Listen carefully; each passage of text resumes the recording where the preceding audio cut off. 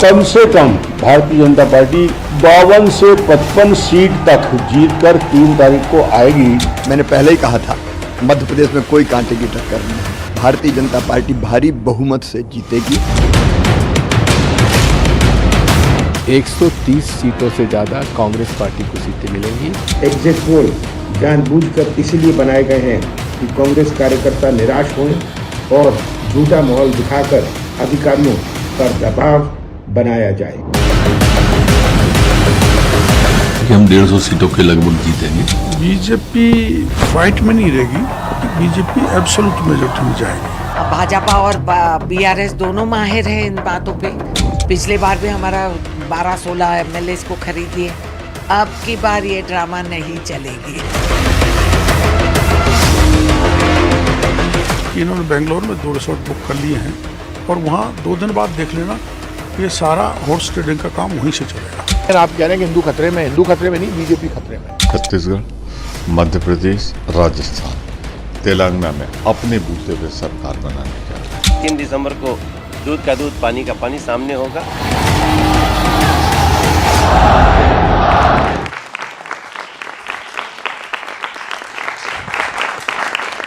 नमस्कार, देश नहीं झुकने देंगे में बहुत बहुत स्वागत आप सभी का। मैं हूं आपके साथ अमन चोपड़ा। 36 घंटे बाद देश के 5 राज्यों में किसकी सरकार बनने जा रही है, यह आज सबसे बड़ा सवाल है। पूरा देश जानना चाह रहा है क्योंकि इसको 24 का सेमीफाइनल कहा जा रहा है और आज हमारे शो का नाम भी यही है, 23 के नतीजे, 24 का ट्रेलर। हालांकि इसके कुछ संकेत न्यूज 18 इंडिया के एग्जिट पोल में मिल चुके हैं। टारगेट एग्जिट पोल के मुताबिक देश के 5 राज्यों में, ध्यान से सुनिएगा, 2 राज्य मध्य प्रदेश और राजस्थान बीजेपी के खाते में जाते नजर आ रहे हैं एग्जिट पोल के हिसाब से, और छत्तीसगढ़ में कांटे की टक्कर कांग्रेस के खाते में, कांग्रेस को एज। तेलंगाना में कांग्रेस सबसे बड़ी पार्टी, ये 2:2 नजर आ रहा है चुनाव। इन नतीजों में सबसे चौंकाने वाले नतीजे जो देखिए, राजस्थान लगभग माना जा रहा है कि बीजेपी के खाते में चला जाएगा, ये माना जा रहा है। हालांकि अब एग्जिट एग्जैक्ट होंगे हमें नहीं पता। वहीं दूसरी तरफ तेलंगाना में कांग्रेस अच्छा करती नजर आ रही है। छत्तीसगढ़ में नेक एंड नेक फाइट है, लेकिन सबको हैरान जो एग्जिट पोल कर रहा है वो मध्य प्रदेश को लेकर है, जहां कांग्रेस को सबसे ज्यादा जीत की उम्मीद है। लेकिन टारगेट एग्जिट पोल के नतीजों के मुताबिक मध्य प्रदेश में कांग्रेस की बुरी हार नहीं, काफी बुरी हार हो सकती है। मध्य प्रदेश की 230 सीटों में से बीजेपी 127 सीटें जीत सकती है। कुछ एग्जिट पोल तो बीजेपी को 160 से ज्यादा सीटें मिलने का अनुमान बता रहे हैं, मतलब प्रचंड बहुमत। अच्छा, ये अनुमान कुछ वक्त पहले आपको एक तस्वीर दिखाते हैं आज। दरअसल मध्य प्रदेश के मुख्यमंत्री शिवराज सिंह चौहान की यह तस्वीर, इसको ध्यान से देखिएगा। मतलब बड़े बड़े पत्रकार और कह लीजिए राजनीतिक मतलब विश्लेषक, बुद्धिजीवी, राजनीतिक पंडित शायद इस तस्वीर का मर्म नहीं समझ पाए। आज हर कोई बात कर रहा है लाडली बहना योजना की, और कहा जा रहा है कि नतीजों का ट्रेलर इस तस्वीर से मिल गया था। महिलाओं के बीच शिवराज सिंह चौहान की जबरदस्त लोकप्रियता की संभवता ये तस्वीर। बात इसी को लेकर, एग्जिट पोल को लेकर, क्या एग्जिट पोल ये एग्जैक्ट होंगे? जोरदार तालियों के साथ स्वागत करिए प्रेम शुक्ला, राष्ट्रीय प्रवक्ता, प्रदीप भंडारी जन की बात से, तहसीन पूनावाला पॉलिटिकल एनालिस्ट हैं, और भाटी साहब है हमारे साथ, समाजवादी पार्टी के राजकुमार भाटी। बहुत बहुत स्वागत आप सभी का। सर शुक्ला जी, थोड़ा ज्यादा नहीं हो गया 162 मध्य प्रदेश में? मतलब ईमानदारी से बताइएगा, 162 थोड़ा ज्यादा हो गया? नहीं, 230 में 162 ज्यादा क्यों हो गया? नहीं है, 230 में 232 ज्यादा हो सकता है। अच्छा, 162 ज्यादा क्यों हो जाएगा? आपने सोचा था 162?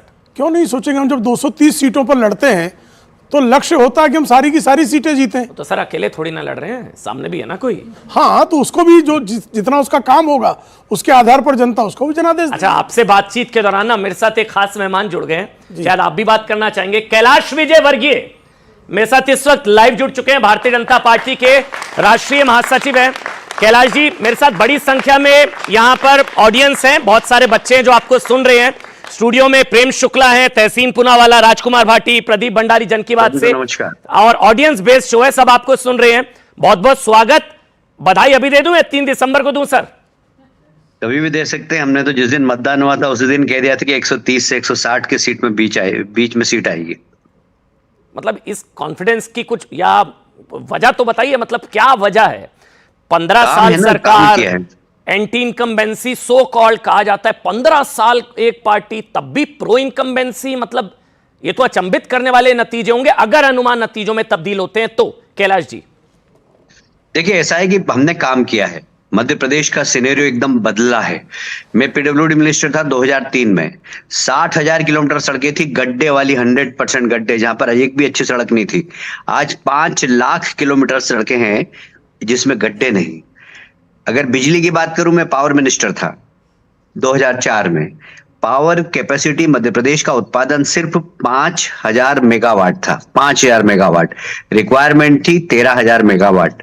आज हमारा उत्पादन है 28,000 मेगावाट और पीक वर्ष में 28,000 की आवश्यकता पड़ती है और नॉर्मल में 25,000 की, मतलब सरप्लस पावर वाला स्टेट हमने बनाया है। तो ये सब चीज विजिबल है, ये लोगों को महसूस हो रही है कि खेत पे 8 घंटे बिजली मिल रही है, गांव के घर के अंदर 24 घंटे बिजली मिल रही है, सड़क गांव तक पहुंच गई है। आज सिंचाई का रकबा यदि आप देखें 2003 में सिर्फ 7 लाख हेक्टेयर था, आज 45 लाख हेक्टेयर है। किसान को क्या चाहिए? सड़क, बिजली, पानी, वो बाकी तो अपने खून का पसीना करके उत्पादन कर लेता है। जैसे उसने उत्पादन किया तो एमएसपी पे उसका उत्पादन खरीदा गया, उसको समय पर पैसा मिला। आज per capita income Madhya Pradesh की बड़ी है और ये सबके साथ, एक व्यक्ति नहीं, इससे हर व्यक्ति प्रभावित है। यदि किसान के पास पैसा आता है तो वो पैसा बाजार में लेकर आता है, बाजार में आता है तो बाजार मार्केट चलता है। तो कुल मिलाकर इकोनॉमी जो मध्य प्रदेश की बड़ी है वह उससे हर व्यक्ति प्रभावित हुआ है। जहां तक मध्य प्रदेश देश की बात है, मोदी जी का नेतृत्व, मैं समझता हूं कि मोदी जी के नेतृत्व में गरीब कल्याण की जितनी भी योजनाएं हैं उसका लाभ सर्वाधिक मध्य प्रदेश को मिला है। हमने तैयारी करके उठाया, जैसे प्रधानमंत्री आवास योजना, आज लगभग 85 लाख लोगों के घर में मकान बन गए पक्के, जो सोच भी नहीं सकते थे। उज्ज्वला योजना, आज आयुष्मान भारत योजना, ये सारी योजनाओं का लाभ मध्य प्रदेश के लोग ले रहे हैं। ठीक बात, लेकिन मैं ना असल मुद्दे पर आता हूं।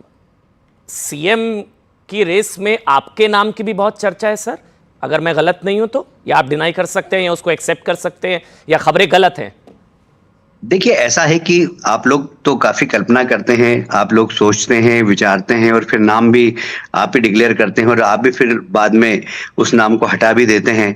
ये सब आपका खेल है। हमारी पार्टी एक नहीं, आप सही है या गलत है इसके ऊपर मैं कोई टिप्पणी नहीं करूंगा, पर मैं, क्योंकि कौन आज पत्रकारों को सही और गलत कहेगा? आप तो हमारे पूजनीय प्रजातंत्र के चौथे स्तंभ हैं। पर मैं इतना जरूर कह सकता हूं कि ये पार्टी एक अनुशासित पार्टी है, कैडर बेस्ड पार्टी। हमारे लीडर बैठकर तय करते हैं, जो भी मुख्यमंत्री बनेगा वो भारतीय जनता पार्टी का कार्यकर्ता होगा, इतना मैं कह सकता हूं आपको। और इसलिए मुख्यमंत्री कौन बनेगा ये हमारे सेंट्रल लीडरशिप तय करेगी। एक सवाल आपसे जरूरी, क्योंकि इंडी गठबंधन की पहली रैली मध्य प्रदेश में होने वाली थी मुझे जहां तक याद है, और उसका सबसे मुखर विरोध आपने किया था, जब हनुमान भक्त कमलनाथ भी उसका डैमेज कंट्रोल करने की कोशिश कर रहे थे, स्टालिन संभवतः आते, सनातन शत्रु, वो सारा पूरा नैरेटिव था। तो वो जो सनातन को समाप्ति की वो पूरा, उसका भी नुकसान हुआ इंडिया अलायंस को, कांग्रेस को, और मध्य प्रदेश की जनता ने जवाब दिया, और हनुमान भक्त कमलनाथ भी उस डैमेज को कंट्रोल नहीं कर पाए। कैलाश जी, देखिए ओरिजिनल होता है, डुप्लीकेट होता है। कांग्रेस एक डुप्लीकेट पार्टी है। वो जहां पर उनको लगता है कि यहाँ पर जनेऊ पहनना चाहिए तो वहां जनेऊ पहन लेते हैं, वो जहां उनको लगता है कि यहाँ पर गोल टोपी पहनने से वोट मिलते हैं तो वहां गोल टोपी पहन लेते हैं। तो उनका चरित्र जनता के सामने है। हमारा तो शुरू से हम तो कहते हैं रामलला हम आएंगे, मंदिर वही बनाएंगे, तो हमारा कैरेक्टर बहुत स्पष्ट है, कांच की तरह बिल्कुल साफ पाक साफ है। उसलिए लोग जानते हैं कि भारतीय जनता पार्टी जो कहती है वो करती है। ऐसा नहीं कि केरल में और कुछ कहेगी, यहाँ कुछ और कहेगी। कर्नाटक के चुनाव में मुस्लिम एजेंडा निकाल दिया, मध्य प्रदेश में हनुमान जी का मंदिर बना दिया।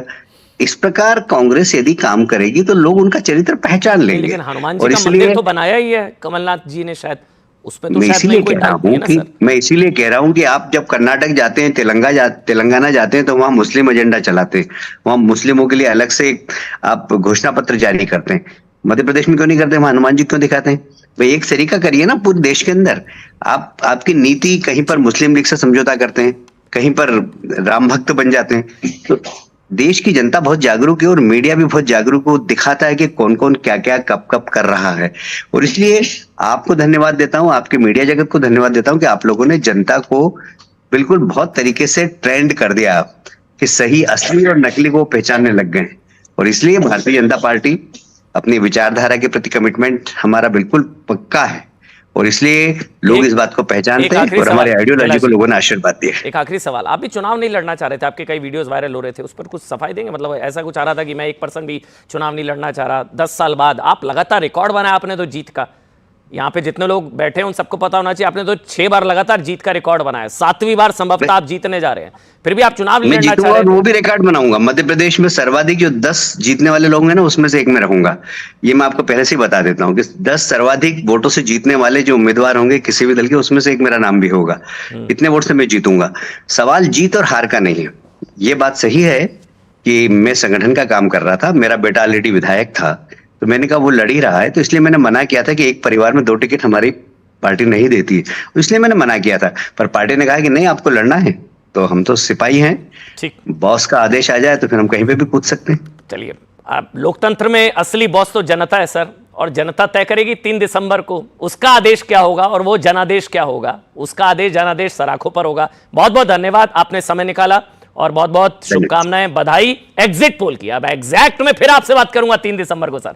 बहुत बहुत धन्यवाद। अच्छा, एक कुछ तहसीन कुछ कहना चाह रहे हैं, तहसीन पूनावाला कुछ कहना चाह रहे हैं? मैं तो ऑपोजिट हूं, पर उनके व्यक्तिगत चुनाव के लिए भी उनको बहुत बहुत शुभकामनाएं। तहसीन पूनावाला भी बधाई दे रहे हैं। बहुत बहुत शुक्रिया आपका कैलाश विजयवर्गीय जी, आपने समय निकाला। प्रेम शुक्ला बताइए सर। 162? हाँ, 162 आएंगे, 140 प्लस तो होंगे ही होंगे, इसमें कोई संदेह नहीं। कोई एक वजह बताइए मेरे को, मैं कोई जाना, मैंने कैलाश जी से भी पूछा। एक बड़ा मुद्दा, कोई एक बड़ा मुद्दा जो बड़ा काम मुद्दा है विकास, विकास और विकास। लगातार मध्य प्रदेश का विकास, आपने 2003 के पहले का मध्य प्रदेश और 2003 के बाद का मध्य प्रदेश, किसी से भी जो 2003 के पहले का मध्य प्रदेश देखा हो, जिसने बिजली की किल्लत भोगी हो, जिसने सड़कें देखी हो और जिसने पानी की किल्लत भोगी हो, उसके जीवन में जिस तरह से परिवर्तन हुआ, जो कायाकल्प हुआ, और सिर्फ महिलाओं के लिए 21 योजनाएं, लाडली लक्ष्मी से लेकर लाडली बहना तक, उन योजनाओं का लाभ आखिरी व्यक्ति तक पहुंचाने का काम, वो निश्चित तौर पर मध्य प्रदेश की जनता जानती है कि मध्य प्रदेश 1956 से लेकर 2003 तक उसकी स्थिति क्या थी। एक सवाल जहन में आता है, जब इतना अच्छा काम हुआ 15 साल, मामा ने, शिवराज सिंह चौहान ने इतना बेहतरीन काम किया, तो सीएम फेस शिवराज क्यों नहीं है? क्योंकि हमारे यहाँ जो है कलेक्टिव लीडरशिप का कॉन्सेप्ट है। नहीं, उन्होंने तो अच्छा काम किया ना सर। आप तो किया ना, उनके काम पर तो वोट मांग रहे हैं ना, लेकिन सामूहिक नेतृत्व भी हमारे यहाँ का नियम है, तो सामूहिक नेतृत्व पे किसी को क्या आपत्ति होनी चाहिए? तहसीन पूनावाला मुस्कुरा रहे हैं, बताइए भाई। तहसीन पूनावाला, मामा के नाम पर वोट 162, मतलब ये तो अकल्पनीय, अचंभित करने वाला। शुक्ला जी के लिए नहीं होगा, पत्रकारों के लिए, कि हमने सोचा है भाई, सोचा था नेक एंड नेक फाइट होगा शायद। कुछ महीनों पहले तो एमपी छत्तीसगढ़ को तो लगभग आउट कर दिया गया था कि राजस्थान में उम्मीद है शायद। अभी अचानक से आखिरी में क्या हुआ, पूरा परिवर्तन। तहसीन पूनावाला बताइए भाई। वो आप मुस्कुरा छत्तीसगढ़ को लेकर रहे हैं बस शायद? नहीं, मध्य प्रदेश को लेकर। अच्छा, लेकिन वो 2 लाइनें हैं, उसको मैं कहना चाहता हूँ। दिल को खुश रखने के लिए प्रेम बाबू ये ख्याल अच्छा है, तो ठीक है, आप एग्जिट पोल पे खुश होइए, एग्जैक्ट पोल पे मैं खुश होगा, आपके साथ आऊंगा अमन, मुझे शिरकत करने का मौका मिलेगा। लेकिन अब भी, क्योंकि आपने नेक टू नेक फाइट की बात की, मैं अपना गर्दन, मैं अपनी नेक दांव पे लगा रहा हूं। कांग्रेस सरकार बनाने जा रही है मध्य प्रदेश में 135 प्लस। ये चाहे कुछ भी कह दे, सच्चाई यह है कि केंद्र सरकार के जो आंकड़े, उसमें मध्य प्रदेश सबसे खराब उसका परफॉर्मेंस रहा है, सबसे खराब, बेरोजगारी में सबसे खराब। और जो ये कहते 2000 पे लगा रहे हैं, क्या दाव बताइए, कुछ बताइए, कुछ बताइए। मैं किससे ज्यादा क्या लगाऊं, गर्दन लगा दी। बड़े लोग शर्त लगाते हैं कि मैं सर मुंडवा लूंगा, ये करा लूंगा, वो करा लूंगा, है ना, रेजर दिया जाता है फिर अगली डिबेट में उनको। कुछ आप लगा के जा रहे हैं, ऐसा कुछ शर्त लगा के जा रहे हैं तहसीन भाई? मैं बिल्कुल कह रहा हूं कमलनाथ, या तो डिबेट छोड़ दूंगा, डिबेट में आना छोड़ दूंगा। मैं कह रहा हूं 3 दिसंबर को जब मैं आपके साथ आऊंगा, जब रिजल्ट्स आएंगे, नतीजे आएंगे, 3 दिसंबर के बाद कमलनाथ जी मुख्यमंत्री बनने जा रहे हैं। देखिए, आप अंतर देखिए भाजपा और कांग्रेस के अंदर। भाजपा 2003 की बात करती है भाजपा, लेकिन 40% वोटर्स नए वोटर्स थे। उनके एक भी, उनकी जो एस्पिरेशन थी, उसको एक भी एस्पिरेशन को फुलफिल नहीं किया गया। कोई, आप सब यंगस्टर्स हैं, कोई ये सवाल नहीं पूछ रहा, ये पूछना चाहिए कि इनके जितने भी नेता है, किसी भी दल के जितने भी नेता है, इनके बच्चे, चाहे आकाश हो, चाहे शिवराज सिंह चौहान के बच्चे, चाहे हेमंता बिस्वा शर्मा के बच्चे, ये अंग्रेजी में पढ़ाई करते, अच्छे से अच्छी यूनिवर्सिटीज में जाते, और लेकिन गरीबों को कहते हैं हिंदू मुसलमान की लड़ाई करो। क्यों? ये जो एस्पिरेशन है, कमलनाथ क्या कह रहे थे, हम एआई की सेपरेट मिनिस्ट्री बनाएंगे, हम आईटी, उनके जिला परिषद के विद्यालय में पढ़ रहे थे। कमलनाथ के बिल्कुल बच्चे नहीं, जो हैं बिल्कुल नहीं जिला पढ़ रहे परिषद थे, के विद्यालय बिल्कुल में नहीं पढ़ रहे थे, बिल्कुल नहीं पढ़ रहे थे, लेकिन वो हिंदू मुसलमान की लड़ाई नहीं लड़ाते, बिल्कुल नहीं। आप इनको पूछे आपका एजेंडा क्या है, हमारा एजेंडा सिर्फ इनका रिलीजन पे आके रुक जाता है, इनके पास कोई विजन नहीं है ना एजेंडा है। वो एक, आप लोग बिग बॉस, आप लोगों से किसी ने बिग बॉस देखा है? बिग बॉस में एक कैरेक्टर है ओरी करते, भाजपा ना इंडियन पॉलिटिक्स की ओरी है। आप उनको पूछो आप करते क्या हो, हम सेल्फी लेते, वीडियो एडिटिंग करते, ये करते वो करते, भैया आप काम क्या करते हो, कोई नहीं बताएगा। भाजपा वैसी है, भाजपा के पास काम के नाम पे कुछ नहीं है, ओरी के जैसे सेल्फी लेके वीडियो एडिटिंग करेंगे, अपना प्रचार करेंगे और कुछ नहीं है। तो भाजपा पॉलिटिक्स की ओरी है, इनको बाहर होने वाली कमलनाथ की सरकार बनने आप ये आरोप लगाते हैं सांप्रदायिक राजनीति करने का बीजेपी पर, हिंदू मुसलमान के और भी मुद्दे करते उठाने ना, का। और भी काम करते हैं, सवाल ले रहा हूं ना, करते हैं, मैं सवाल ले रहा हूं, लेते हैं, तहसीन भाई मैं सवाल ले रहा हूं, और भी करते हैं। अगर मैं गलत नहीं हूं तो इस बार तो संभवतः सनातन की समाप्ति से लेकर रामचरितमानस नफरती ग्रंथ, आरजेडी, सनातन समाप्ति, स्टालिन, कांग्रेस, ये तो सबसे ज्यादा हिंदू मुसलमान अगर किसी ने किया तो आपके गठबंधन इंडिया अलायंस ने किया। सनातन के समाप्ति, रामचरितमानस नफरती ग्रंथ, ऐसे 10 कांग्रेस के नेताओं ने भी बोला, तो ये तो आप लोगों ने किया इस बार। क्या बीजेपी से सीख रही है कांग्रेस? थैंक यू अमन जी, आपने ये सवाल उठाया। 10 सेकंड लूंगा। यहां पे भाटी साहब बैठे, संजय निषाद जी ने क्या कहा मेरे भगवान राम के पिताजी पर? एक सेकंड सर, एक सेकंड, अभी मत रोकिए। सर एक मिनट मत रोकिए। तहसीन भाई उनसे सीख रहे हैं आप? नहीं, मैं सीख नहीं रहा, बीजेपी से सीख रहे हैं। एक सेकंड, मैं उनसे बिल्कुल नहीं सीख रहा। मैं क्या कह रहा हूं आपको, अगर बीजेपी इतनी ही सच्ची हिंदू पार्टी होती है तो उससे अलायंस क्यों नहीं तोड़ा? मैं तो तहसीन भाई कह ही रहा हूं, आप कथित सांप्रदायिक कहते हैं ना, उसका जवाब प्रेम भाई देंगे। आप अपनी बात करिए ना, मैं आपकी बात कर रहा हूं, आप अपनी बात करिए। आपके अलायंस ने सनातन, मैं बोलूं, सनातन के समाप्ति की बात करी, सनातन के समूल नाश की बात करी, आपके इंडिया अलायंस के नेताओं ने नफरती ग्रंथ बताया, रामचरितमानस को नफरती ग्रंथ बताया। आए दिन स्वामी प्रसाद मौर्य से लेकर तमाम नेता क्या क्या कहते हैं। कांग्रेस पार्टी के सीनियर लीडर सतीश जारकिहोली ने हिंदू गंदा शब्द कहा। इस बार तो सर आप लोगों ने किया, क्या बीजेपी से सीख रहे हैं आप लोग? तहसीन बिल्कुल गलत, जो शब्दों का प्रयोग किया बिल्कुल गलत का, जो सनातन तो आपके पास नैतिक अधिकार है इनको एक लाइन तो बोल दो, अगर हर 10 सेकंड में कोई नहीं, बिल्कुल गलत का। और मैं आपके शो पे एक चीज कह रहा हूं, ये जो इंडिया अलायंस का जो फर्स्ट रैली होने वाला था भोपाल के अंदर, मैंने स्वयं कमलनाथ जी को फोन किया कि ये नहीं होना चाहिए उधर। क्यों ना चाहिए? जो इस तरह की भाषा का प्रयोग किया गया गलत था और उसके लिए माफी मांगी। अलायंस में क्यों रखा हुआ है आपने? सर मतलब पूछूंगा ना सर, अगर आप उनके साथ मंच शेयर नहीं कर सकते, कोई बात नहीं, मैं चुप बैठ। तहसीन भाई उनके साथ एक मंच नहीं शेयर कर सकते, अलायंस में उनका रखा हुआ है। कोई इसका वो नेशनल अलायंस के लिए था, स्टेट इलेक्शन में उसका गलत प्रभाव पड़ता। एक दूसरी बात मैं आपको क्लियर कह रहा हूं, कांग्रेस में और समाजवादी पार्टी में इतनी ह्यूमिलिटी है कि जो गलत है उसको गलत कहे, चाहे अखिलेश जी हो चाहे राहुल जी हो। सनातन को कला गलत का इनको कहे कि महेश शर्मा जी ने जो मां सीता के बारे में कहा गलत का नहीं कहेंगे। इनको कहो जो नरेश अग्रवाल सपा में थे जब भाजपा में आया, क्या उन्होंने भगवान राम भगवान विष्णु के बारे में कहा? नहीं। अभी भी ये संजय निषाद के साथ गठबंधन नहीं तोड़ेंगे। ऐसा कोई सगा नहीं जिसको भाजपा ने ठगा नहीं, ये ठगने का काम करते हैं। आपके पास एक बार जवाब ले लूं मैं, प्रेम शुक्ला, प्रेम भाई आप जवाब देना चाहे?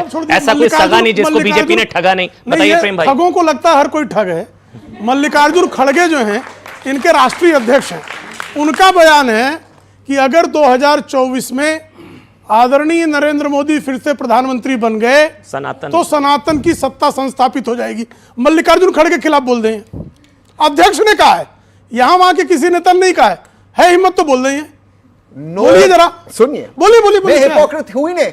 अगर कोई मल्लिकार्जुन खड़गे में बोलिए ना, तो बोल रहा हूं ना। हाँ बोलिए। अभी कौन ठगने का काम कर रहे हैं? बोलिए ना, अभी कौन ठगने का काम कर रहे हैं? मैं तो कह रहा हूं बोलिए। डर अच्छा है, अब ये डर अच्छा है, नहीं, ये आपकी बोल रहे हैं वो खड़गे के खिलाफ बोलेंगे अभी। तहसीन भाई बोलिए, खड़गे जी का बयान गलत।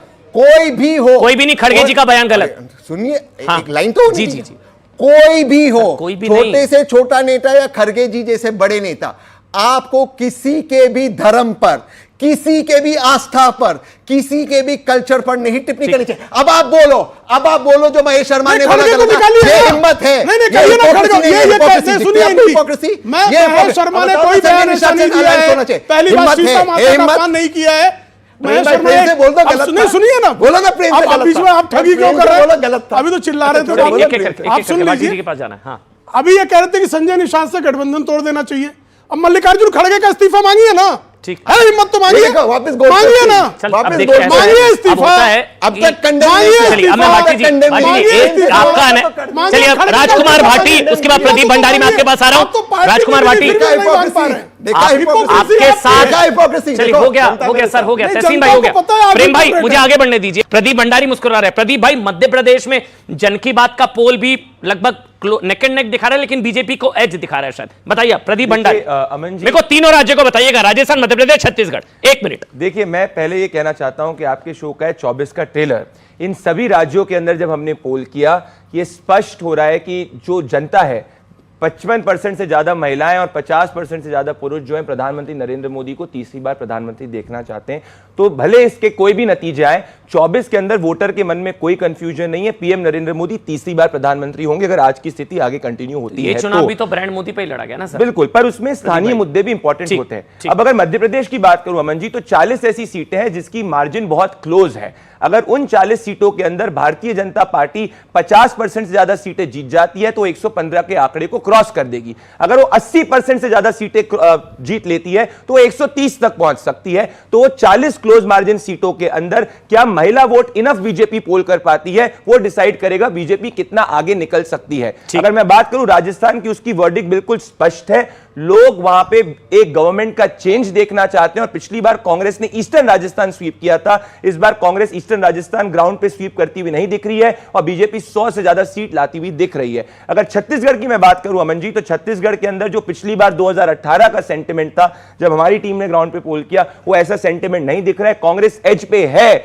पर बीजेपी ने बहुत डिसाइसिवली गेन किया है। आप आश्चर्यचकित मत हो जाइएगा अगर बीजेपी 40 से ज्यादा सीट ले आए छत्तीसगढ़ के अंदर, तो जो 2018 के अंदर कांग्रेस पार्टी 60 से ऊपर आई थी, ऐसी स्थिति ग्राउंड पे नहीं है छत्तीसगढ़ के अंदर, क्योंकि जितना भी नॉर्दर्न छत्तीसगढ़ का इलाका है, सरगुजा और बिलासपुर, वहां पे बीजेपी अच्छा कर रही है। तो अगर इन तीनों स्टेट्स को आप देखेंगे तो इन तीनों स्टेट्स में स्थानीय मुद्दे इंपॉर्टेंट है, पर 24 के लिए हर स्टेट के अंदर मध्य प्रदेश, राजस्थान, छत्तीसगढ़, और ये भी नोट करिएगा मन जी, तेलंगाना के अंदर भी जितना पिछली बार भारतीय जनता पार्टी का जनादेश आया था, अगर कांग्रेस पार्टी जीत भी जाती है स्थानीय लेवल पे, नरेंद्र मोदी को तेलंगाना में 24 में ज्यादा वोट पड़ेगा 19 के कंपैरेटिव में। आप ये क्लिप भी रिकॉर्ड कर लीजिए। लेकिन प्रेम शुक्ला, मेरा सवाल यह है कि दरअसल ये जो एक ऑपोजिशन का प्लैंक बन चुका है, उसका फायदा ऑपोजिशन को हो रहा है।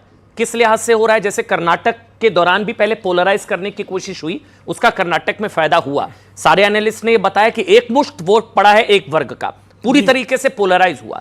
इन चुनावों में भी क्या उसका फायदा होगा? क्योंकि बहुत कोशिश की गई, सारे इंडिया अलायंस, किसी इंडिया अलायंस के नेता ने स्टालिन के विरोध में नहीं बोला, कांग्रेस के नेताओं ने सपोर्ट किया, तो उसका फायदा तो हो रहा है ऑपोजिशन को, कांग्रेस को। तेलंगाना में भी संभवतः हो रहा है, कर्नाटक वाला फॉर्मूला यहां पर भी चलता नजर आ रहा है, और शायद बाकी राज्यों में। यह आपको पता है कि हिंदी बेल्ट में उल्टा नुकसान होगा इसका? प्रेम शुक्ला, देखिए, पिछली बार आपको ध्यान होगा, यही आदरणीय कमलनाथ थे जो मुसलमानों के बीच जाके कह रहे थे कि सारे मुसलमानों ने कांग्रेस को वोट देना चाहिए था। इस बार मुसलमान छोड़ के जय हनुमान कर रहे थे वो, तो अंतर आया कि नहीं आया? नहीं, वो तो है बदले कि नहीं बदले? उन्होंने तो मंदिर बनाया हनुमान जी का, इतना नहीं, मंदिर तो पहले भी बनाया था। नहीं, मंदिर पहले भी बनाया था, 2018 के पहले मंदिर बनाया था, लेकिन मुसलमान सारे हमको वोट दें तब जय हनुमान नहीं कर रहे थे। 2018 के चुनाव में श्रीमान कमलनाथ का जय हनुमान वाला एक बयान कोई दिखा दे मुझे, लेकिन 2023 में जय हनुमान कर रहे थे।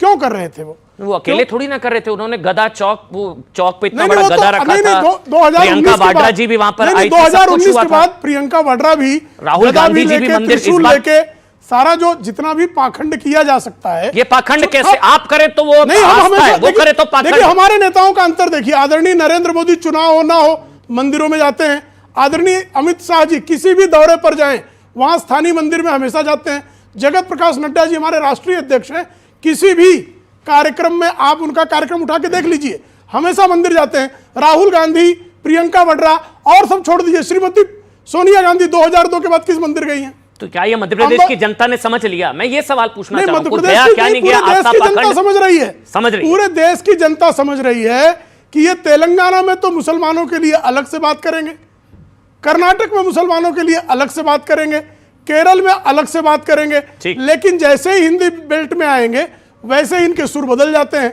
तो क्या अब पहले वाला जमाना तो रहा नहीं।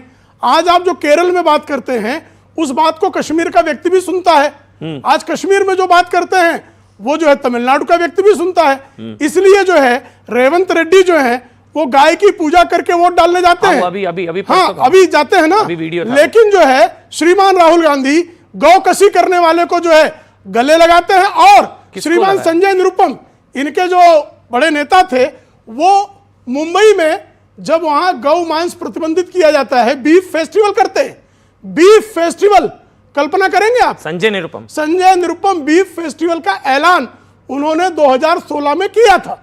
आप गूगल कर लीजिए, भी मिल जाएगा आपको। ये कांग्रेस के नेता संजय निरुपम, और वो बीफ फेस्टिवल करते हैं। कहां, किस लिए करते हैं?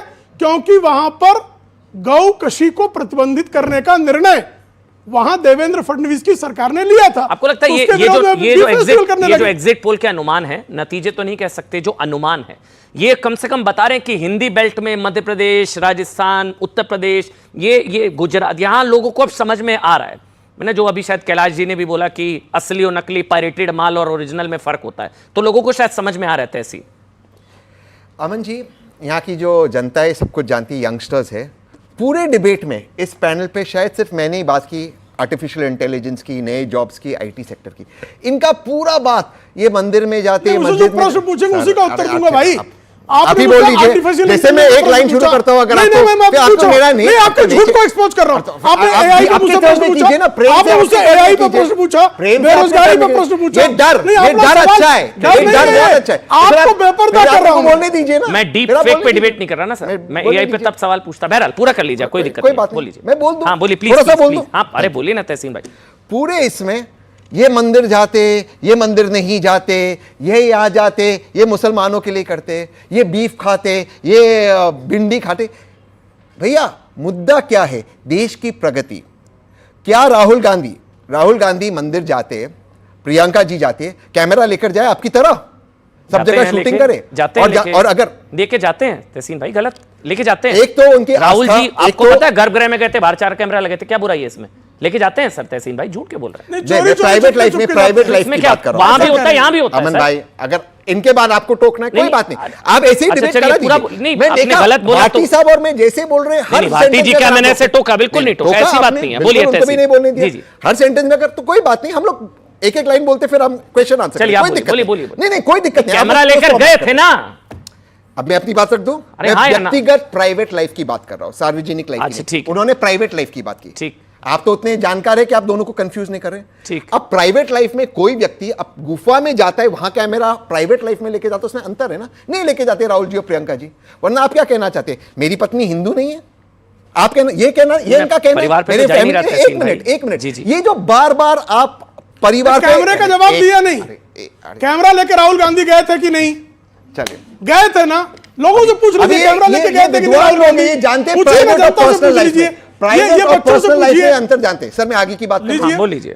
सारा डिबेट बीफ, मंदिर, मस्जिद, इस पे, क्योंकि क्या है, विकास की बात नहीं करना है, नौकरियों की बात नहीं करना है, एआई में 3rd जनरेशन। आप सोचिए, देश का दुर्भाग्य है कि जो हमारे प्रधानमंत्री जब डीप फेक की बात करते हैं, जो एक बहुत सीरियस गंभीर मुद्दा है, डीप फेक क्या है उनको ये नहीं पता है, वो एक डुप्लीकेट को डीप फेक बता देते। ये देश का दुर्भाग्य है, क्योंकि जो अगले जॉब्स है वेब 3.0 और वेब 3.0 से आने वाले, एआई से आने वाले, क्वांटम से आने वाले, इनको पूछिए एआई की इनके पास कोई जानकारी है, इसका कोई टेक्नोलॉजी है, इसके बारे में उन्होंने कोई बात किया है? कोई बातचीत नहीं। ये आपको भटकाना चाहती है। दूसरी बात, मेरी गलती है, मैं मिस कर गया। कांग्रेस के नेताओं ने एआई का मुद्दा उठाया था रैली में, बिल्कुल उठाया था। एआई का मुद्दा उठाया कांग्रेस के नेताओं ने, एआई आर्टिफिशियल इंटेलिजेंस, और एआई के मुद्दे पर चुनाव लड़े थे कमलनाथ जी।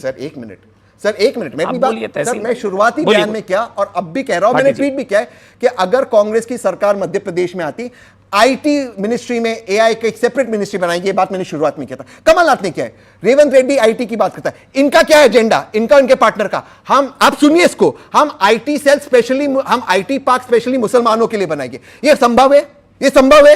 ये और बीआरएस मिलकर ये सब करते हैं। ये पोलराइजेशन से बीआरएस के साथ आपका निकाह हुआ है, बीआरएस के साथ आपका निकाह हुआ है, हमने नहीं लिया, आपका निकाह हुआ है बीआरएस के साथ। इसलिए आप लोग, आपका मतलब इसलिए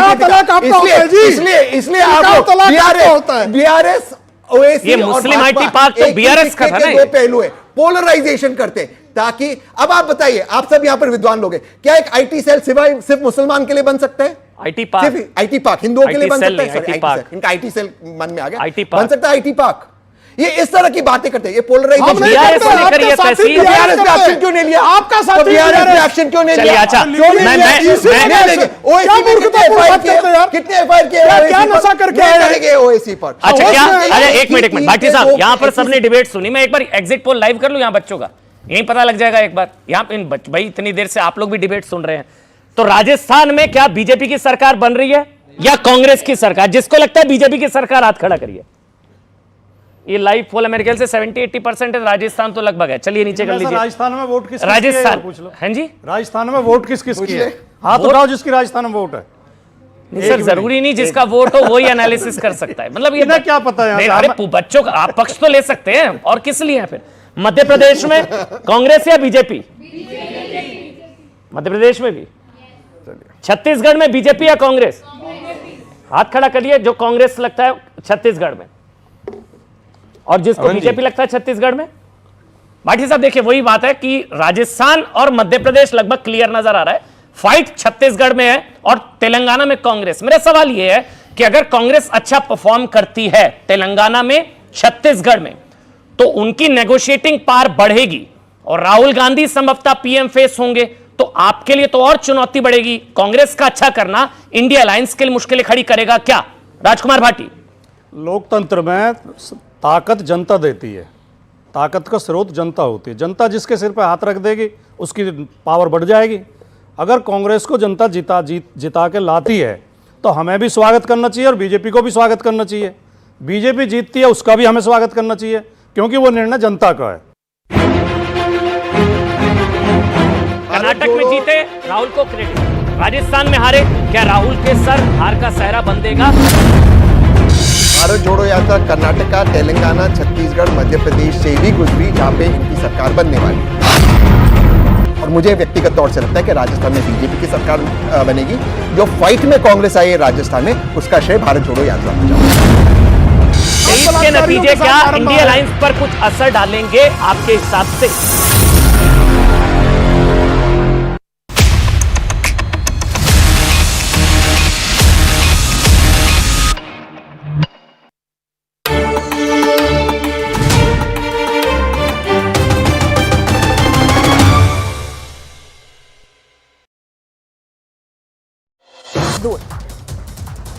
विशाखापट्टनम में पूर्वी नौसेना के अधिकारियों ने नौसेना दिवस के लिए अभ्यास शुरू किया। 4 दिसंबर को मनाया जाता है नौसेना दिवस।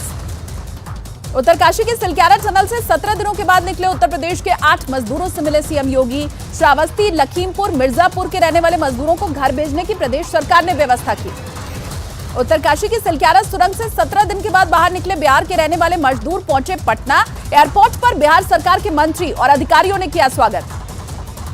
उत्तरकाशी की सुरंग में 17 दिनों तक फंसे रहे मजदूरों को हाथों से खुदाई कर निकालने वाले रेड माइनर्स का बुलंदशहर में किया गया स्वागत। ढोल नगाड़ों के साथ घर वापसी पर लोगों ने जताई खुशी। सिलक्यारा सुरंग में रेस्क्यू करने वाले दिल्ली जलबोट के रेड माइनर्स से मिलेंगे दिल्ली के मुख्यमंत्री अरविंद केजरीवाल। रेड माइनर्स ने सुरंग में फंसे 41 मजदूरों की बचाई थी जान। पाकिस्तान में फातिमा बनी राजस्थान की अंजू के वापस लौटने पर आईबी और पंजाब पुलिस इंटेलिजेंस ने लंबी पूछताछ की। अंजू ने अपने भारतीय पति से तलाक लेने के बाद अपने बच्चों को पाकिस्तान ले जाने की कोशिश करने की बात कही। अंजू के पाकिस्तान से वापस लौटने की खबर मिलने के बाद ग्वालियर में उसके टेकनपुर गांव के लोगों ने पहरा लगा दिया है और अंजू को गांव में ना आने देने का दावा किया। दिल्ली की हवा फिर हुई खतरनाक। 2 दिन तक सुधार के बाद AQI वापस गंभीर श्रेणी में पहुंच गया। कई इलाकों में AQI 400 के पार तक दर्ज किया गया। ठंड और कोहरे की वजह से लेट चल रही ट्रेनों ने बढ़ाई यात्रियों की मुश्किलें। प्रयागराज रेलवे स्टेशन पर ट्रेनों के इंतजार में परेशान दिखाई दिए सैकड़ों यात्री। गोरखपुर में उत्तर प्रदेश के मुख्यमंत्री योगी आदित्यनाथ ने जनता दर्शन में सुनी लोगों की समस्याएं। संबंधित विभाग के अधिकारियों को समस्याओं के निस्तारण के दिए आदेश। हरियाणा के करनाल में भीषण बारिश के साथ ओला गिरने से किसानों को भारी नुकसान। कई बीघा फसल ओला गिरने से हुई बेकार। जम्मू कश्मीर के बांदीपोरा में मानव तस्करी नेटवर्क का पर्दाफाश। पुलिस ने 5 आरोपियों को किया गिरफ्तार।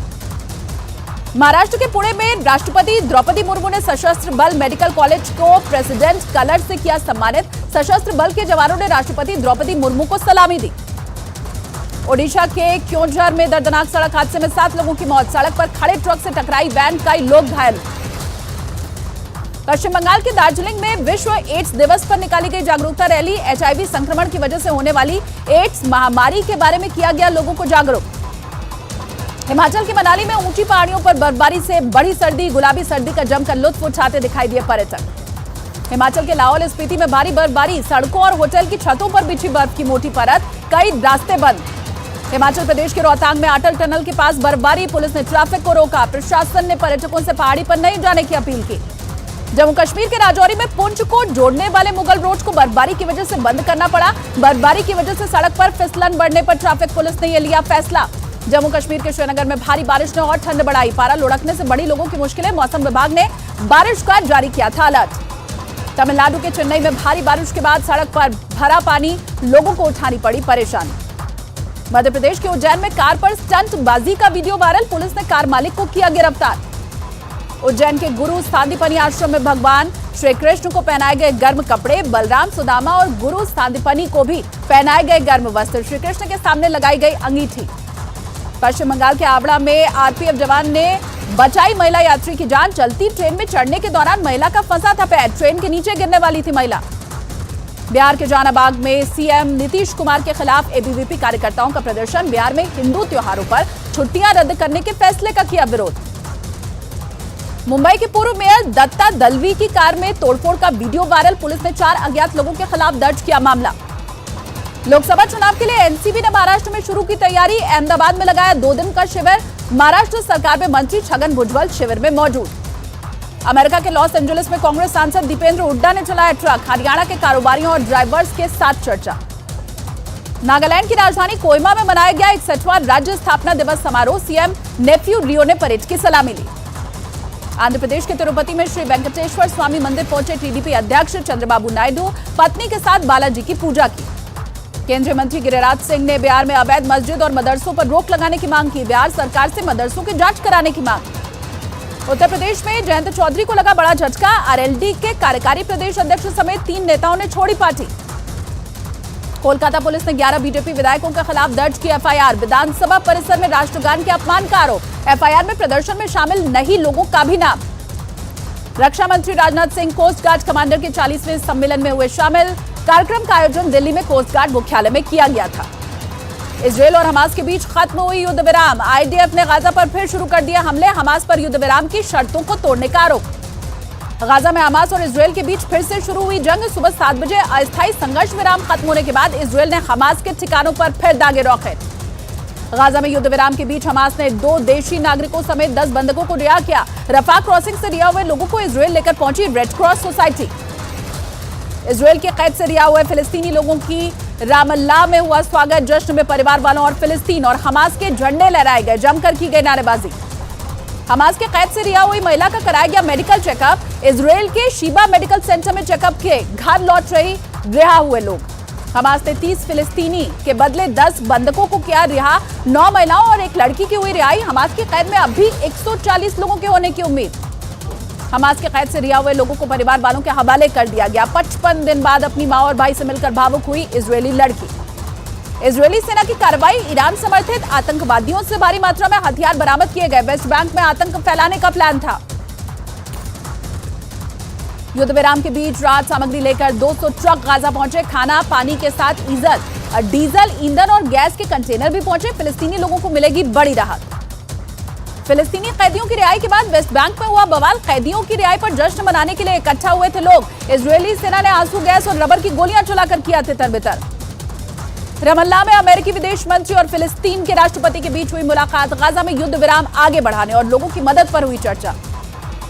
तेल अवीव में अमेरिकी विदेश मंत्री एंटनी ब्लिंकन का बयान का अभी हमारा फोकस संघर्ष विराम बढ़ाने पर, गाजा से और ज्यादा बंधकों को निकालने की कोशिश। यमन के हूथी विद्रोहियों की इजरायल को धमकी। गाजा में युद्ध विराम तोड़ने पर इजरायल पर हमले तेज करने की धमकी। गाजा में आज भी जारी रहेगा अस्थायी सीज फायर। दोनों ही पक्षों ने युद्ध विराम 1 और दिन बढ़ाने के ऊपर जताई सहमति। यरूशलेम में आतंकी हमले के बाद पीएम नेतन्याहू का एक्शन। हमलावरों के घर ध्वस्त करने के दिया आदेश। बस स्टॉप पर 2 हमलावरों ने की थी फायरिंग। गाजा में युद्ध विराम के बीच नेतन्याहू ने हमास को खत्म करने की बात दोहराई है। कहा आतंकवादी संगठन हमास के खात्मे तक जारी रहेगी जंग। इजरायल को नुकसान पहुंचाने लायक नहीं रहेगा गाजा। यरूशलेम में इजरायली संसद के बाहर प्रदर्शन। पीएम बेंजामिन नेतन्याहू के इस्तीफे की मांग जमकर की गई नारेबाजी। अमेरिका के न्यूयॉर्क में फिलिस्तीन समर्थकों का प्रदर्शन। रॉकफेलर सेंटर के पास फ्री फिलिस्तीन के लगाए गए नारे। पुलिस ने प्रदर्शनकारियों को रोका। इजरायल की खुफिया एजेंसी मोसाद के चीफ का दोहा दौरा। गाजा में युद्ध विराम और सभी बंधकों की रिहाई पर कतर के साथ चर्चा संभव। कतर की मध्यस्थता से हुआ है इजरायल हमास में अस्थायी युद्ध विराम। तेल अवीव में सैन्य बेस के बाहर इजरायली लोगों का प्रदर्शन, हमास के कैद से सभी लोगों की रिहाई की मांग। भारत और ऑस्ट्रेलिया के बीच आज खेला जाएगा चौथा टी20 मैच। रायपुर में शाम 7 बजे से शुरू होगा मुकाबला। बल्लेबाज रिंकू सिंह को वनडे टीम में मिली जगह। साउथ अफ्रीका दौरे के लिए भारतीय वनडे टीम में किया गया था शामिल। रिंकू सिंह के अलावा साई सुदर्शन और रजत पाटीदार को भी टीम में किया गया शामिल। बिहार की राजधानी पटना में मोटरसाइकिल सवार बदमाशों ने ताबड़तोड़ फायरिंग कर दी। गोली लगने से 2 लोग हुए जख्मी। सीसीटीवी की मदद से बदमाशों की तलाश में जुटी है पुलिस। बिहार के वैशाली में शिक्षक का अपहरण कर जबरन शादी कराने का आरोप। शिक्षक के परिवार वालों ने सड़क जाम कर किया हंगामा। पुलिस ने लड़के को बरामद करने का किया दावा। उत्तर कोरिया के शासक किम जोंग उन ने अपनी बेटी के साथ वायुसेना कमांड सेंटर का दौरा किया। लड़ाकू विमानों से किम जोंग उन को दी गई सलामी। चीन की गिरती अर्थव्यवस्था के बीच 3 साल में पहली बार शंघाई पहुंचे राष्ट्रपति शी जिनपिंग। बाजार और व्यापारियों में भरोसा बहाल करने की कोशिश। शंघाई फ्यूचर्स एक्सचेंज का भी किया दौरा। मेक्सिको अमेरिका सीमा वेरा क्रूज में हजारों प्रवासी लोगों ने डारा डेरा। गरीबी और राजनीतिक अस्थिरता की वजह से पलायन करने को मजबूर हैं लोग। मैक्सिकन शहर टापचुला से अमेरिका के लिए रवाना हुआ था प्रवासियों का कारवां। इंग्लैंड के बर्मिंघम में यूईएफए फुटबॉल मैच के दौरान बवाल। स्टेडियम में एंट्री नहीं मिलने पर पुलिस और पॉलिश क्लब के समर्थकों के बीच हुई झड़प। पुलिसकर्मी जख्मी। पश्चिमी जापान में अमेरिकी एयरफोर्स की विमान हादसे के बाद टोक्यो ने पेंटागन से की अपील। ऑस्प्रे विमान की उड़ान पर रोक लगाने की मांग की गई। रूस के कब्जे वाले डोनेट्स्क में भीषण हुई जंग। रूस ने यूक्रेन के लड़ाकू विमानों को मार गिराने का दावा किया। सैन्य डिपो को भी किया गया तबाह। और रणबीर कपूर की फिल्म एनिमल रिलीज हुई। एडवांस बुकिंग से फिल्म ने किया 19.7 करोड़ का बिजनेस। साउथ के दर्शकों के लिए फिल्म को तेलुगु, तमिल और मलयालम में भी किया गया रिलीज।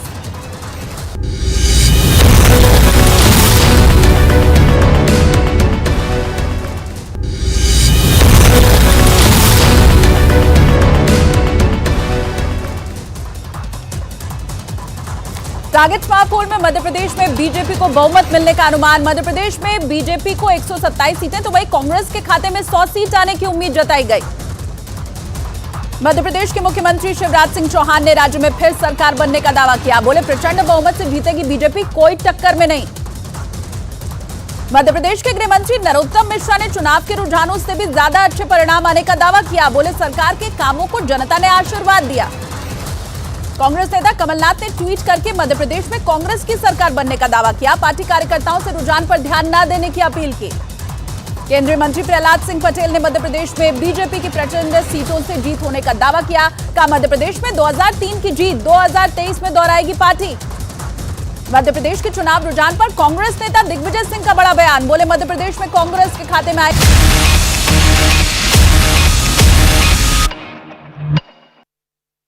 क्या इन नतीजों का इंडिया अलायंस के भविष्य पर क्या कोई असर पड़ेगा? मैं वो आपसे जानना चाह रहा हूं। कांग्रेस अच्छा परफॉर्म करती है, राहुल गांधी अगर अच्छा परफॉर्म करते हैं तो फिर क्या उसका असर इंडिया अलायंस पर पड़ेगा? मैं ये जानना चाह रहा हूं क्योंकि अब इंडिया अलायंस से लगभग आपका एग्जिट हो चुका है समाजवादी पार्टी का। इंडिया अलायंस का भविष्य अगले 15 दिन में तय होगा। अभी तो भविष्य धुंधला है, अभी पता ही हमें खुद पता नहीं है क्या भविष्य है इंडिया अलायंस का। कौन कौन सी पार्टी उसमें है, कौन कौन सी रहेंगी, कौन कौन सी अलग होंगी, अलायंस एक होगा या 2 होंगे। बड़े ईमानदार जवाब दे रहा हूं, बहुत ईमानदार। तभी आपसे पूछा। ये 3 तारीख को रिजल्ट आने के बाद अगले 10 दिन में 15 दिन में सारा क्लियर हो जाएगा और फिर तय होगा कि क्या कौन सी किधर कितनी ताकत है। लेकिन एक जो शुक्ला जी ने कहा कि कांग्रेस इस स्टेट में कुछ बोलती है, उस स्टेट में कुछ बोलती है। मुझे मेघालय चुनाव का ध्यान है, आपको भी पता होगा, बहुत जागरूक पत्रकार हैं। इनकी पार्टी के प्रदेश अध्यक्ष मेघालय के अपने भाषणों में कह रहे थे कि हम हाँ जो वहां के हैं कि हम आपको जो है गोमांस उपलब्ध कराएंगे। करेक्ट। गोवा में इनकी सरकार है, गोवा में गोमांस खुलेआम बिकता है। केरल में बीफ का कोऑपरेटिव खोलने का वादा किया था। किरेन रिजिजू इन्हीं के पार्टी के नेता, उन्होंने खुद स्वीकार किया था कैमरा के सामने कि मैं गोमांस खाता हूं। तो ये तो सबके साथ है, क्योंकि वो है नहीं है कि उसका शेर है कि बता मस्जिद की या मैं कदे की बात सच मानूं, ए वाइज तू यहां कुछ और वहां कुछ और कहता है। तो ये तो सबके साथ है। बताइए शुक्ला जी। देखिए अंतर समझिए। फिर आ रहा हूं प्रदीप। हाँ, अंतर ये है कि वो बीजेपी है, ये कांग्रेस है। समझ लीजिए आप, जिन राज्यों में बीफ प्रतिबंधित है वहां बीफ की बात कोई नहीं करेगा, लेकिन महाराष्ट्र में बीफ प्रतिबंधित होने के बाद भी संजय निरुपम वहां बीफ फेस्टिवल लगाते हैं। तो इस पर इनकी क्या राय है तो बताइए। और जो है उत्तर प्रदेश में बीफ प्रतिबंधित, गौ मांस गौकसी 1960 के दशक में प्रतिबंधित थी, लेकिन अखिलेश यादव के कार्यकाल में ऐसी कोई बाजार नहीं थी जहां गौकसी नहीं होती थी।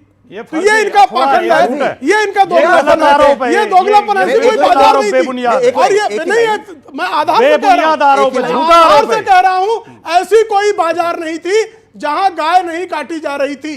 कहां पे? पूरे उत्तर प्रदेश में। अच्छा, अखिलेश यादव के कार्यकाल में 2 लाइन और जो है आज जो है बाद आज बच्चों की संख्या क्यों बढ़ गई? 2 लाइन। उत्तर प्रदेश में 7 वर्षों के योगी जी के 6 वर्षों के शासनकाल में वहां गाय और बछड़ों की इतनी संख्या क्यों बढ़ गई? बीफ बैन नहीं है, गाय काटने पर प्रतिबंध है, आप इंपोर्ट बीफ कर सकते बैन भी है। आप उन्हीं को बोलने दीजिए। फ्रिज में नहीं रख सकते। आप एक मिनट, तो फिर आप एक्ट कर लीजिए, मेरा केस हो, मैं आप इनके साथ इंटरव्यू कर दूं। ठीक है, तहसीन पूरा बोलने देते हैं, उसके बाद आप काउंटर कर लीजिएगा। बोलिए तहसीन। ठीक है, मान लेते हैं कि बीफ बैन है, 1 सेकंड के लिए, तो इतनी निकम्मी सरकार है इनकी कि बीफ ओपनली मेन्यू कार्ड के अंदर बिक रहा है, मुंबई के अंदर, पुणे के अंदर। सर आई रिक्वेस्ट, गौ मांस नहीं बिक रहा है, आप दिखा दीजिए, मैं चुनौती देता हूं। आपकी निकम्मी सरकार है, आप सरकार में हो। दिखा सर, अपनी दीजिए, बात आज कार्रवाई होगी। टॉपिक पर आइए, भारत जोड़ो यात्रा पर आइए। कर्नाटक में जीते, राहुल को क्रेडिट। राजस्थान में हारे, क्या राहुल के सर हार का सहरा बंधेगा? भारत जोड़ो यात्रा राजस्थान में कई जिलों में गुजरी थी, बताइए। भारत जोड़ो यात्रा कर्नाटका, तेलंगाना, छत्तीसगढ़, मध्य प्रदेश से भी गुजरी, जहां पे इनकी सरकार बनने वाली है। निश्चित तौर से अगर मुझे व्यक्तिगत तौर से लगता है कि राजस्थान में बीजेपी की सरकार बनेगी। जो फाइट में कांग्रेस आई है राजस्थान में, उसका श्रेय भारत जोड़ो यात्रा को जाता है। राजस्थान में 7 जिले, 525 किलोमीटर, 33 सीटों से गुजरी भारत जोड़ो यात्रा। प्रदीप, कर्नाटक में जब जीते थे तो मुझे याद है कहा जा रहा था कि भारत जोड़ो यात्रा ने कमाल कर दिया, तो राजस्थान से जब गुजरी तो फिर क्या बीजेपी के लिए कमाल कर दिया राहुल गांधी ने? प्रदीप, देखिए, भारत जोड़ो यात्रा का कमाल हो पाएगा या नहीं हो पाएगा, ये 2024 के नतीजे बताएंगे। और मैं बार बार कह रहा हूं कि कांग्रेस पार्टी का जो अलायंस है, इंडिया अलायंस, I.N.D.I अलायंस, ये एक काल्पनिक अलायंस है। क्योंकि अगर आप देखेंगे इनके कितने भी लीडर्स, अगर आपको याद होगा जब ममता बनर्जी ने कहा था कि हमसे जो टकराएगा चूर चूर हो जाएगा, उसके बाद में अखिलेश यादव और मायावती का अलायंस हुआ, और उसके बाद भारतीय जनता पार्टी उत्तर प्रदेश में उससे ज्यादा वोट शेयर के साथ में आई थी। तो इन सभी पार्टीज का जो वोट शेयर है ये सब ऐड नहीं होता है, और ग्राउंड पे इनका साथ आना नरेंद्र मोदी की सीटें और बढ़ा सकता है। जैसे कि 2019 के अंदर उत्तर प्रदेश के अंदर जब दोनों साथ में आए थे, समाजवादी पार्टी और बीएसपी, तो बीजेपी का वोट शेयर और बढ़ा था। साथ में अमन जी, ये जो लार्जर इशू आप बात कर रहे हैं कि क्या भारत जोड़ो का इंपैक्ट है, नहीं है, एक पीआर एक्टिविटी होना और एक चुनाव जीतने में बहुत फर्क होता है। चुनाव जीतने के लिए आपको साथ में मुद्दे, लीडर, कार्यकर्ता, बहुत सारे इश्यूज इंपॉर्टेंट होते हैं। और तेलंगाना में एक बात आपको बताना चाहता हूं, ये पूछ रहा था क्योंकि जब कर्नाटक जीते, मुझे याद है सारा क्रेडिट भारत जोड़ो यात्रा को गया था। कांग्रेस पार्टी दे रही है, पर जो जनता ने जब वहां पे वोट किया था, वहां पे जो लिंगायत वोट था वो भारतीय जनता पार्टी से शिफ्ट होकर कांग्रेस पार्टी में चला गया, उसमें भारत जोड़ो का कोई क्रेडिट नहीं था। अगर राजस्थान के अंदर मान लीजिए कांग्रेस पार्टी सरकार बनाएगी तो उसका क्रेडिट अशोक गहलोत को जाएगा, ना कि कुछ भी भारत जोड़ो को। मध्य प्रदेश के अंदर कांग्रेस पार्टी सरकार बनाएगी, उसका क्रेडिट राहुल गांधी को नहीं जाएगा और कमलनाथ को जाएगा। राहुल गांधी वोट गेटर नहीं है कांग्रेस पार्टी के लिए, ये 14 में भी प्रूव हो चुका था, 19 में भी प्रूव हुआ था। बीजेपी के लिए और वो तो बीजेपी से आप पूछिए करके, बीजेपी पर हाँ ये बात है, नरेंद्र मोदी और राहुल गांधी का जब भी कंपटीशन होता है, आमने सामने होता है, प्राइम मिनिस्टर नरेंद्र मोदी को बहुत ज्यादा फायदा होता है एक वीक कॉम्पिटिटर के सामने। पर एक बहुत इंपॉर्टेंट बात कहना चाहता हूं जो बहुत राष्ट्रीय सुरक्षा का मुद्दा है। तेलंगाना के अंदर कांग्रेस पार्टी ने जो टिकट दिया है वो एक नक्सलाइट को टिकट दिया। अगर आपने ऑब्जर्व किया होगा, मुलुक विधानसभा है वारंगल के अंदर, जहां से राहुल गांधी ने अपने पूरे तेलंगाना कैंपेन को शुरू किया था, जहां से अनुसुईया सतीक करके एक नक्सलाइट है जिन पे आरोप लगे मासूमों को मारने के लिए घोषित नक्सलाइट है, उनको कांग्रेस पार्टी ने टिकट दिया था। तो 24 के पहले ये सब मुद्दे भी बहुत इंपॉर्टेंट होने वाले हैं। तहसीन, सबसे ज्यादा क्रिमिनल्स, और ये जो रिपोर्ट है जो फाइल हुई थी वो भाजपा ने फाइल की थी। इनफैक्ट भाजपा ने गोवा के अंदर, कौन सी रिपोर्ट? जो एडीआर की रिपोर्ट है, सबसे ज्यादा क्रिमिनल केसेस अगर किसी पॉलिटिकल पार्टी के कार्यकर्ताओं पे लगे या कैंडिडेट्स पे लगे, वो भाजपा के लगे। और ये सब राज्यों के अंदर एक्सेप्ट तेलंगाना में बीआरएस पे है, सबसे कम कांग्रेस के अंदर है। लेकिन वो बात नहीं दिखाई जाएगी सिलेक्टिवली। ये त्रिपुरा में किसके साथ अलायंस किया था? अच्छा, कॉनराड सांगमा को अमित शाह जी जाकर कहते हैं कि इनसे ज्यादा भ्रष्ट व्यक्ति पूरे भारत में, भारत के इतिहास से नहीं बनाए, उसके साथ आप गठबंधन किए। तो भाजपा करे तो चमत्कार, कोई और करे तो गुनहगार। भाजपा से नहीं किसी को मॉरल लेसन चाहिए, इनका ही मानना है, बस सिंपल बात। आपने गोवा में एक चाइल्ड रेपिस्ट को टिकट दिया, नक्सली के साथ है कांग्रेस, जो रेप अक्यूज था, नक्सली के साथ रेप अक्यूज को दिया है। और ब्रिजभूषण शरण सिंह का रेजिग्नेशन लिया, ब्रिजभूषण शरण सिंह का रेजिग्नेशन लिया। रेप का Please, आरोप तो राहुल गांधी पे भी था। आपसे तो सुकन्या सीखना ही नहीं बलात्कार का आरोप तो राहुल ब्रिजभूषण गांधी पे शरण भी था। सिंह जी पे निकाल जो दिया आरोप राहुल लगाए। गांधी को। दिल्ली पुलिस कहती है कि महिलाओं ने जब उनसे प्रोटीन पाउडर मांगा, उन्होंने महिलाओं को सुकन्या जिस देवी तरह से गायब टच हो किया, गई। जांच हो अभी रही है ना, आगे वो से- तो अलग मामला, वो नहीं तो नहीं जांच हो रही नहीं, है। दिल्ली पुलिस का है मामला तो कोर्ट जांच हो रही है, पे, और ब्रिजभूषण कोई शरण व्यक्ति सिंह होता को तो भी इसमें बुलाया अरेस्ट गया, सारी होता। जांच हो रही आज है। तक बीजेपी का सांसद अरेस्ट नहीं हुआ। भाजपा से किसी को कोई सुकन्या पे रेगुलेशन खबर तक चाहिए। नहीं छपने दी कहीं। महिला ने प्रोटीन पाउडर मांगा, किस सुकन्या अभद्र पे तरीके से खबर तक उन्होंने नहीं छुआ, छपने दी। ये हमें बताएंगे। सुकन्या पे एक खबर तक नहीं छपने दी। सुकन्या सुकन्या देवी और राहुल कितने गांधी चिल्लाओ। जैसे बलात्कार के अभियुक्त को ये एक खबर तक defamatory नहीं है, छपने लेकिन दी। वो तो बरी हुए ना उस मामले में। उनको अभियोग लगा मामले दो, में बता रहा हूँ, अभियोग अरे वो लगा तो दो उस मामले में बरी हुए ना प्रेम भाई। अभियोग लगा Exactly, तो तो मैं सबको अभियुक्त पता कह है। रहा हूं, अपराधी नहीं कह रहा हूं। नहीं, आरोपी अभियोग थे, लेकिन लगा बरी था। हुए ना वो उस नहीं, मामले अभियुक्त में। तो ये भी जब बरी होंगे तो बात होगी। हाँ, बरी हो गए। हाँ, दिल्ली तो पुलिस, अभियोग लगा इनकी ना, पुलिस ने अभियोग कहा, लगा। ये बरी हो राहुल गए। गांधी Of को course बरी हो अभियोग गए, लगा। क्योंकि पुलिस एक्शन ही नहीं ले रही। अभियोग ये लगा देखिए, राहुल ये गांधी है के चाल तंदूर चेहरा कांड वाले। चरित्र इनका। आपका चाल ये है चाल चेहरा चरित्र इनका। बलात्कारियों के छलात्कारियों के साथी है ये। तो इनके जो है जानकी ब्रिजभूषण वल्लभ शरण सिंह को मुख्यमंत्री protect कर के रहे हैं। और मुख्यमंत्री के चैम्बर ये में इतना बलात्कार किया। प्रेम से नफरत पे ब्रिजभूषण शरण सिंह पर आ गए। नफरती आप है।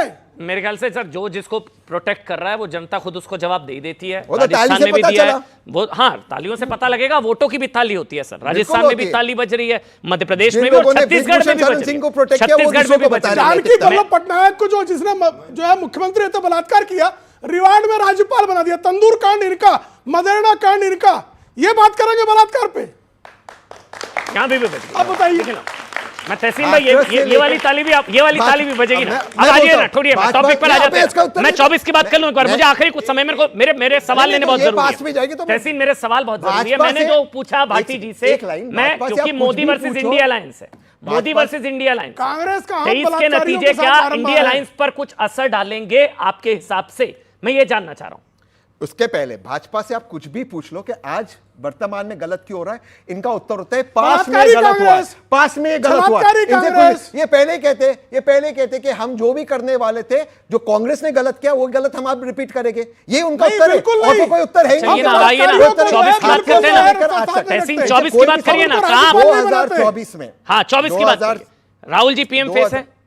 2024 का पीएम फेस इंडिया अलायंस बैठकर तय करेगा। अभी राहुल जी तय नहीं है, अभी कोई भी तय नहीं है। अभी राहुल तय नहीं अलायंस है। 3 दिसंबर के बाद बैठेगा, उसके बाद तय करेगा कि कौन बनेगा। लेकिन एक चीज है, अगर कांग्रेस तेलंगाना जीतती है और मध्य प्रदेश और छत्तीसगढ़ में सरकार बनाती है, 2024 का इलेक्शन खुल जाएगा। इससे मैं नहीं, लेकिन यहां पर जितने लोग हैं, मतलब जैसे आप तस्वीरें देख रहे हैं, मतलब आपको लगता है कि प्रधानमंत्री नरेंद्र मोदी ब्रांड मोदी के सामने ब्रांड राहुल या ब्रांड अखिलेश या ब्रांड नीतीश या ब्रांड केजरीवाल ममता मोदी को कोई टक्कर 2024 में नहीं? क्यों ऐसा क्यों भाई? वो भी तो नेता ही है ना, मतलब सामने राहुल जी भी हैं। कोई कहना चाहेगा? हाँ बताइए। आपस में ही लड़ जाते, कोई चिरकुट बोलता है, कोई चालू बोलता है, उनके खुद में ही एकता नहीं। और दूसरी चीज़ जो सर बोल रहे थे कि एआई की बात नहीं करते, सर 2014 से पहले आप कितनी बार पेटीएम करते थे? डिजिटल। चलिए और कोई हाँ बताइए। मोदी जी के सामने एक मिनट इनसे नहीं लड़ेंगे ना, एक मिनट। हाँ खड़े। इन्हें खुद बोलने की लहजे का पता नहीं है। नीतीश कुमार है, वो जाके कभी कुछ बोल देते हैं, राहुल गांधी है, वो कभी जाके कुछ बोल देते हैं। और वही अगर इनसे नरेंद्र मोदी से कंपेयर किया जाए तो ऐसा कुछ देखने को अब तक तो नहीं मिला है। और कोई? हाँ बताइए, खड़े होइए जल्दी बताइए। सर जो मोदी सरकार है तो जो नरेंद्र मोदी वो वही दिखाते जो वो है, और यहाँ पे ट्राई किया जा रहा है कि वो प्रिटेंड करे कि वी आर दिस। तो ठीक, मोदी के सामने कोई और क्यों नहीं? हाँ बताइए। सर क्योंकि वो यूथ को समझते हैं। पहले जो हमने नेताओं को देखा है वो ज़्यादा घुलते मिलते नहीं थे यूथ से, बट हमारे जो नरेंद्र मोदी है उनको सभी के आंखों में एक चमक दिखती है जब हम नरेंद्र मोदी के बारे में बात करते हैं, क्योंकि उनका काम दिख रहा है सबको और वो कनेक्ट कर पाते हैं। सबसे बड़ी बात तो यही है। और कोई मतलब वो कनेक्ट कर पाते हैं, सामने कोई नेता नहीं है, ये उनकी मजबूती है। सर जो मोदी जी ने किया है वो अभी तक किसी ने किया। हाल ही में देखिए ना, अभी 30 नवंबर को उन्होंने 51,000 नियुक्ति पत्र बांटे हैं और आप कहते हो कि अभी उनके राज में बेरोजगारी है। सर ऐसा नहीं है, मोदी जी को टक्कर कोई सी भी पार्टी नहीं दे पाई। क्यों नहीं दे सकती भाई? यही तो मैं जानना चाह रहा हूँ। जल्दी बोलिए, टाइम नहीं है, जल्दी सर कोई सामने अच्छा चेहरा हो तब तो। क्यों? राहुल जी हैं, अखिलेश जी हैं, वो भाटी जी के नेता हैं। इन्होंने खुद बोल दिया कि कांग्रेस के राज में गलत हुआ है। उन्होंने बोला कि बीजेपी हमें फॉलो करती है, तो इनका मतलब यही मानते हैं ना कि हाँ हमारे राज्य में गलत हुआ है। ठीक है, हाँ बताइए, खड़े हुए जल्दी। सर मोदी जी को टक्कर नहीं दी जा सकती, क्योंकि अगर हम पास देखें तो कितने घोटाले हुए, टेलीकॉम घोटाला, कोल घोटाला। भारतीय जनता पार्टी की सरकार में हमने आज तक कोई घोटाला नहीं सुना है। सुना भी है तो सर वो कांग्रेस का ही सुना है।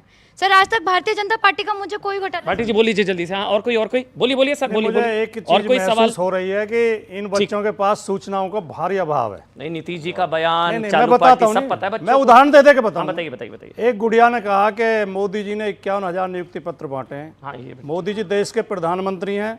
बिहार के मुख्यमंत्री ने छोटे से स्टेट में 1,10,000 नियुक्ति पत्र बांटे हैं इसी महीने में। आपके पास सूचना का अभाव है। जी, वरना आप नीतीश कुमार की तारीफ कर रही होती। नीतीश दूसरा, अभी इन्होंने सर एक बच्चे ने कहा की तारीफ करी जो विधानसभा एक में बच्चे ने कहा, था। नहीं मैं कहता हूँ जी, वही बात तहसीन भाई ठीक कह रहे हैं, हमें टोका जाता है। जी जब हम ये कहते हैं, हमसे कहा जाता है चेहरा बताओ। अभी 5 राज्यों में चुनाव हुए, बीजेपी 5 राज्य बिना चेहरे के लड़ी है। किसी एंकर ने शुक्ला जी से ये नहीं कहा चेहरा बताओ। पूछा अभी पूछा वर्गीय जी से पूछा। पहला सवाल मेरा यही था। अब तो वोट पड़ चुके हैं, भाटी जी मैंने हमेशा पूछा। तीसरी बात कि उन्होंने शिवराज सिंह चौहान को चेहरा क्यों नहीं रखा, मैंने पूछा उनसे। खैर, बहुत बहुत शुक्रिया राजकुमार भाटी, जीवन नहीं दे सकते, बहुत बहुत शुक्रिया आप सबका।